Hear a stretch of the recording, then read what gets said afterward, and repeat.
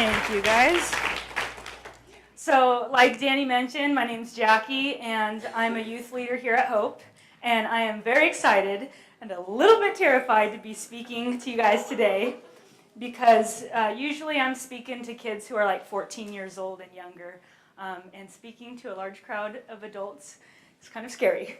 And I didn't want to do this, but Danny and Joe, they're awesome leaders, and they encourage me to overcome my fear and stretch my comfort zone and grow. So thank you, Danny.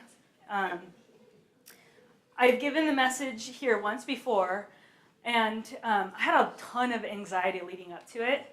But the one thing that Danny told me is, Jackie, you're going to be just fine. You speak to a crew of rowdy middle school boys. If you can speak to them, you can speak to anyone. And he was totally right. Like, it was super awesome last time. Everyone was looking at me, everyone was quiet, and I did not have to bribe anybody with candy to pay attention. So I'm pretty pumped because we're going to do an object demonstration that I tried once at Skate Church, but it was just one of those nights when they're just crazy and distracted. So it totally flopped, and I was very disappointed, but I'm very excited to do it with you guys. So let's redeem this object demonstration.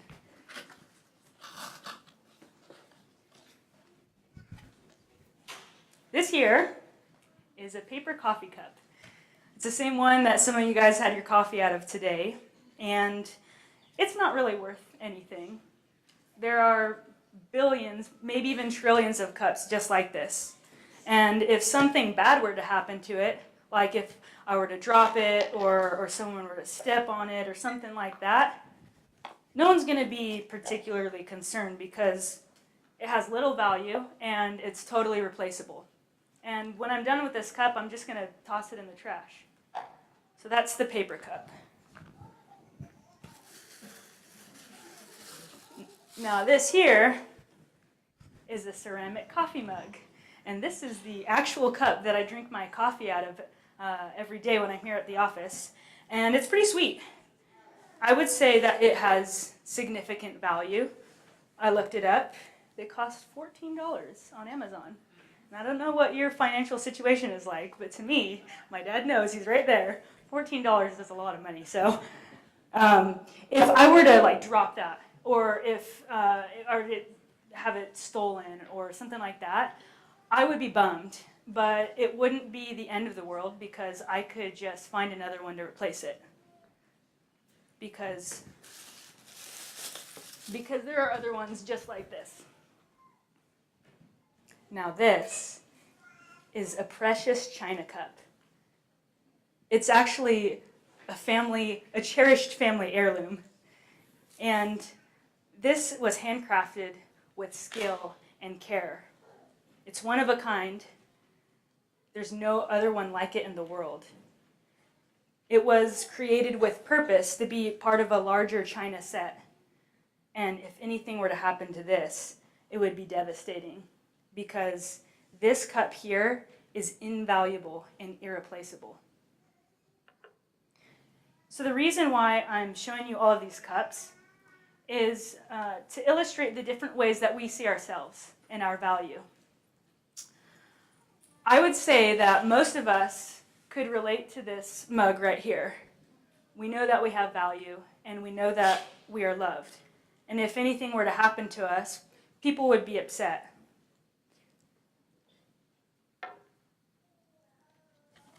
Some of us, they relate more to this paper cup.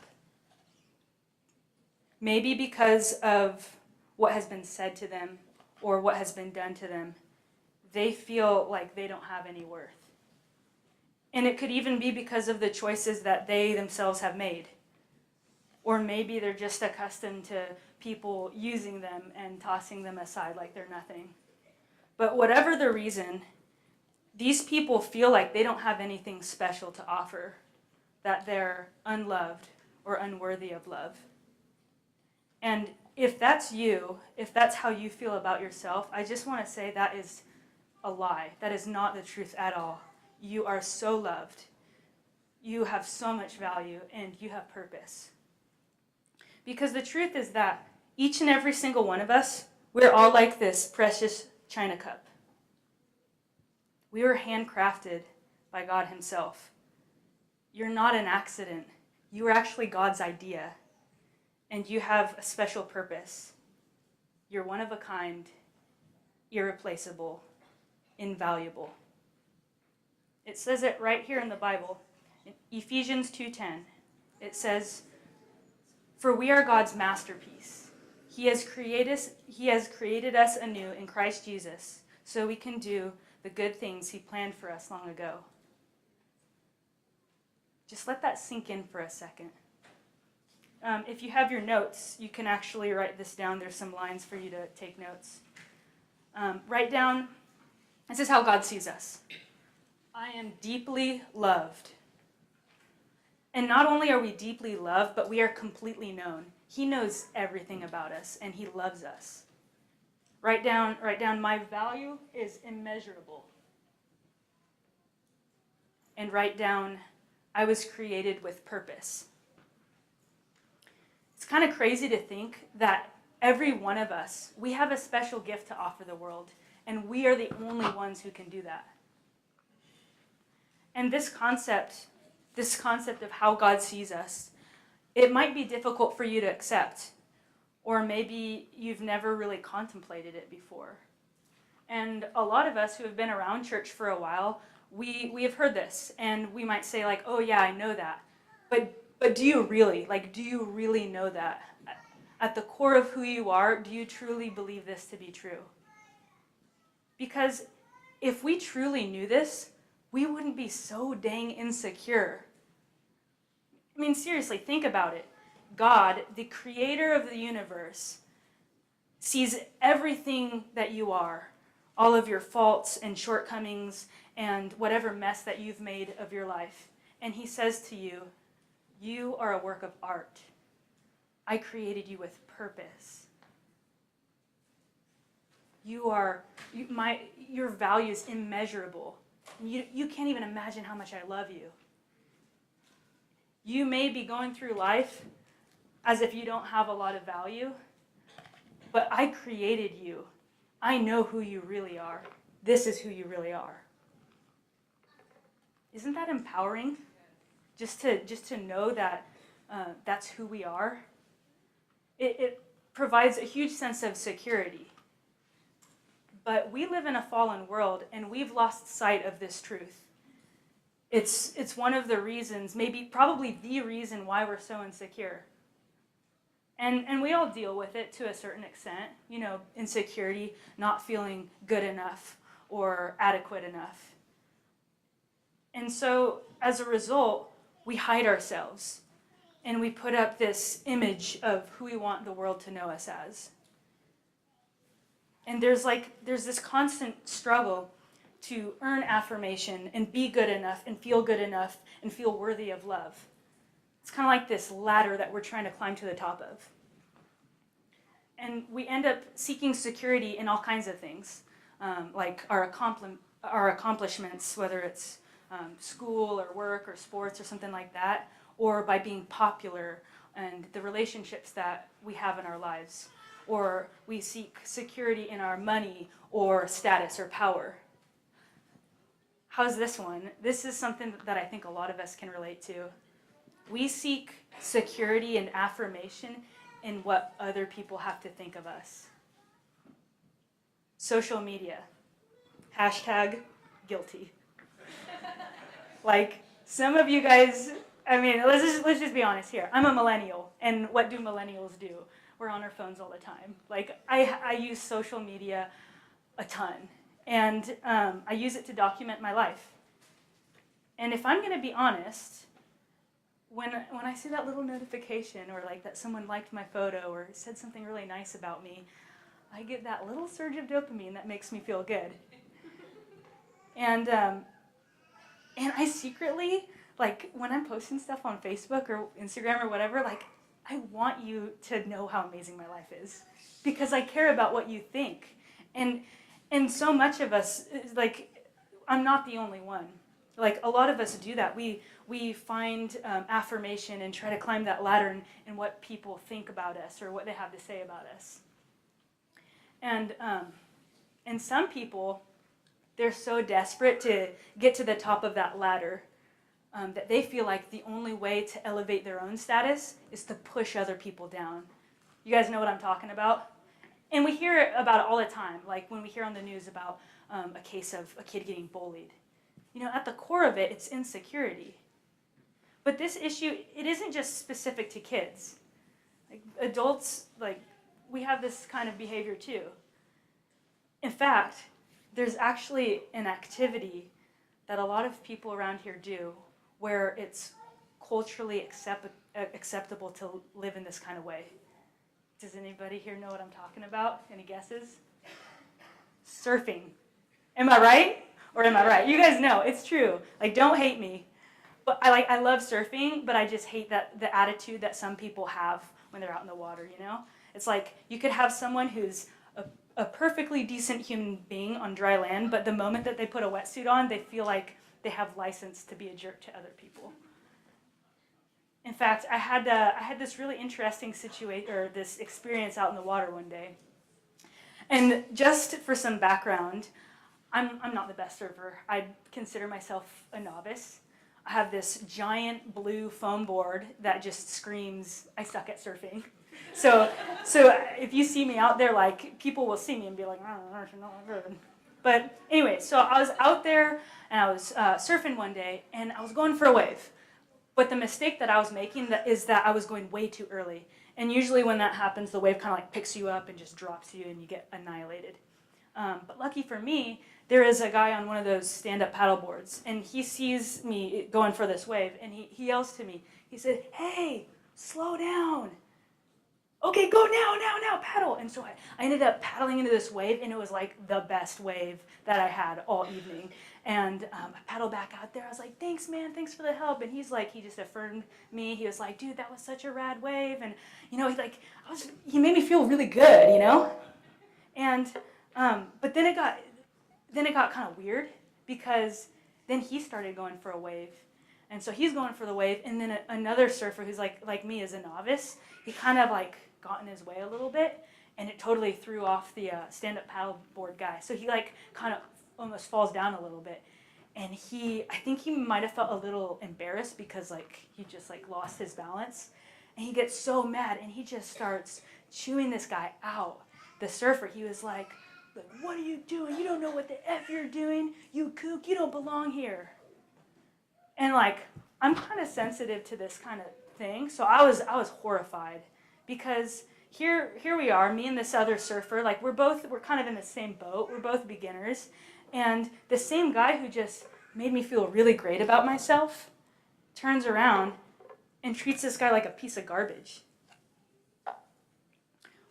All that to say, our insecurities can cause us to hurt others, but that only creates more pain and more insecurity. So insecurity breeds insecurity, you know what I mean? It's cyclical, this pushing people down to raise ourselves up. It only leaves a trail of brokenness. And it's totally unnecessary because we're already perfectly loved and valued by God. Remember? There's nothing that we have to do to earn his love. And even more than that, this pushing people down to elevate ourselves, it's the opposite of how God wants us to live. So my friend Chloe, she's one of my middle school girls, she's going to come up here and she's going to read a verse. And basically she's going to be talking about the situation where Jesus' friends, his disciples, they're arguing about which one of them is going to be like the top dog. So this is what happens. Do you want to read it from here? Or? I got it. Okay. They began to argue among themselves about who would be the greatest among them. Oh. Jesus told them, "In this world, the kings and great men lord over their people, yet they are called friends of the people. But among you it will be different. Those who are the greatest among you should take the lowest rank, and the leader should be like a servant. Who is more important, the one who sits at the table or the one who serves? The one who sits at the table, of course, but not here, for I am among you as one who serves." Luke 22:24-27. All right, give it up for Chloe.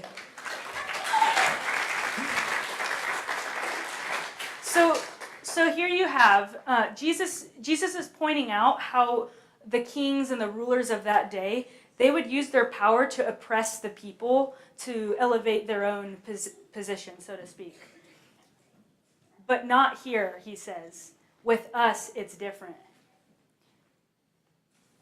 We live in a culture that glamorizes power and status. But Jesus comes and he flips all that upside down. He says that the way to greatness is coming beneath others and lifting them up. He wants us to surround and serve our community. And that's what I'm going to talk about. Surrounding our community, and more specifically, surrounding the next generation. And it's so important that we do this because young people, they need to know that they belong, that they're valued and loved. It's one of the core questions inside of them. Do I belong? Do you love me? Am I good enough? They might not verbalize it or even admit it, but it's the truth. And if they don't have a sense of security, they'll seek it out somewhere. And we know that there are a lot of potentially destructive avenues that someone can search for security. They could just be trying to fit in with the wrong group of friends. Or they could seek out that comfort in dating relationships, which could be unhealthy. Or maybe they'll turn to that fleeting sense of comfort by getting high. And even more than that, there's even more disturbing things, like how there's people out there who prey on people like this, who are just seeking that sense of security. Like they'll pretend to be a trusted individual and pretend like they really love and care about them, but it's all fake. It's a trap. It's not genuine. They just end up using them for their own selfish motivations. Do you guys are you following what I'm saying? So when young people, when they do feel like they belong and that they know their value, they're way less likely to turn down these different avenues. And they're at that age right now where they're starting to develop their identity and their path. And if we can help them see their value, what a huge difference that could make in their life, in how they treat themselves and how they treat others. So how do we do this? How do we surround the next generation? Well, first of all, I want to say that this job is on all of us. It's not just on the parents. It's not just on the teachers or the youth leaders. It's on all of us. And even if you're here and you're a kid or you're a teenager yourself, it's on you too. Yeah, what's up, guys? You guys have the opportunity to surround your peers. So the first thing that I wrote down in how we surround the next generation is you got to look at them through God's eyes. You got to see past the surface. Yeah, they might be loud and obnoxious, or they might come off as too cool for you, or maybe you don't agree with the way that they're living their lives and the choices that they're making. But you got to see past all that. Remember how God sees us. He sees all of our mess, and he loves us regardless. And we got to do the same for these kids. Each one of them has a purpose, a special gift to offer the world around them. They've been given specific qualities and placed uniquely where they are in the world, so they can impact the world in a way that nobody else can. And maybe you can help them see that gift. The words that we speak have the power to shape. So you can encourage them and you could speak good things into their life. The next thing that I wrote down is we need to point them to the source. We're not the source, God is. And the best thing that we can do is point them towards a relationship with their Creator. Our love and my love for these kids, it's not perfect, but God's is. He's the source of love, and he's the source of truth and grace and forgiveness and peace and unity and joy. And He's always there for them. I'm not always going to be there for them. You're not always going to be there for them. But when they have a relationship with God, they are never alone. Isn't that a beautiful thing that we have the opportunity to point them towards that? The last thing that I wrote down is simply to treat them like people and not like projects. Just like God's love for us is unconditional, our love for these kids should be too. Unconditional, without condition. That means you love them no matter what. What if they don't believe the same things as you? Love them. What if you don't agree with the way they're living their life? Love them. Here's the difference between treating someone like a project and like a person. Projects are goal-oriented, right? There's something that you're trying to accomplish. But what do you do when you try really hard on a project, but it doesn't seem to be working out the way that you would like? You might quit. And that's just the thing. Projects have end dates. A point in time that you come to and you say, I'm all done, or I give up. And then there's this sort of judgment on the outcome. Well, was this project a success or a failure? Like, could you imagine what that would feel like to be treated like that? But when you treat someone like a person and not a project, you're focusing on the relationship. You're spending time with them because you genuinely care about them. And you're in it for the long haul. You don't just give up as soon as it's not going your way. And that's how God is with us. He loves us and pursues a relationship with us regardless of our own actions.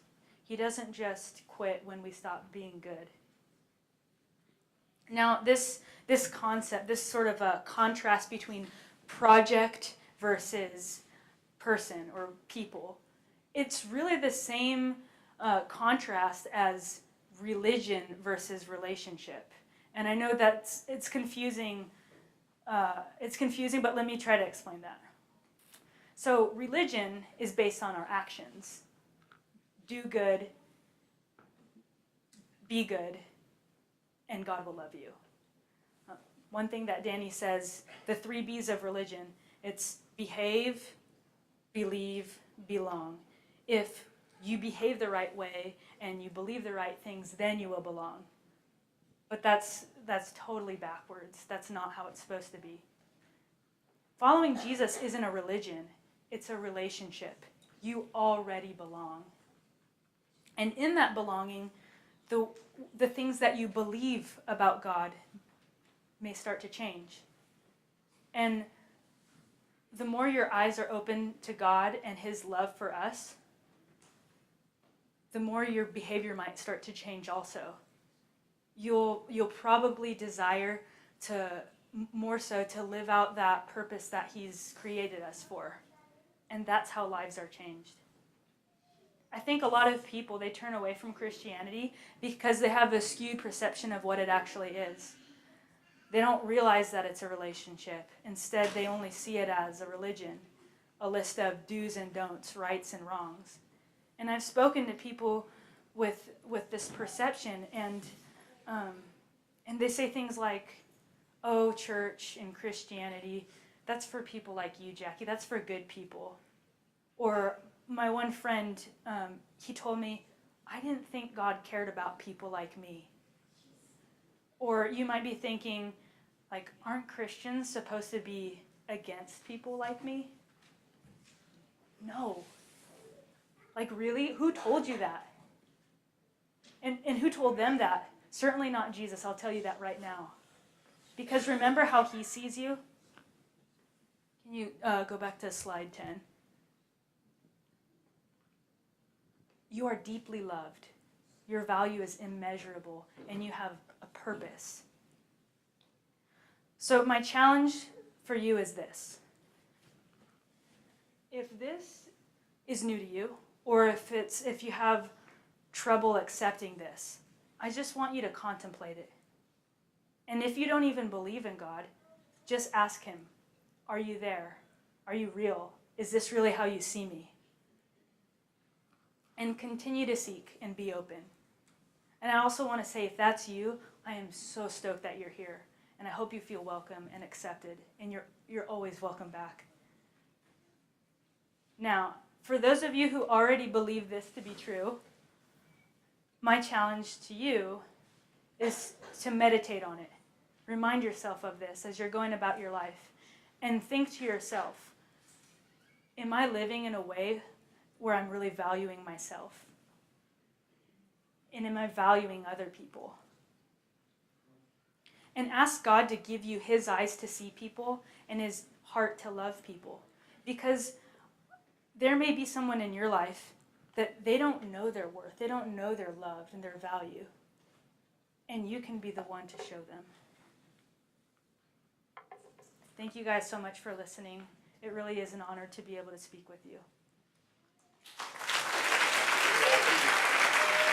Thank you so much, my friend. Jackie, that was awesome.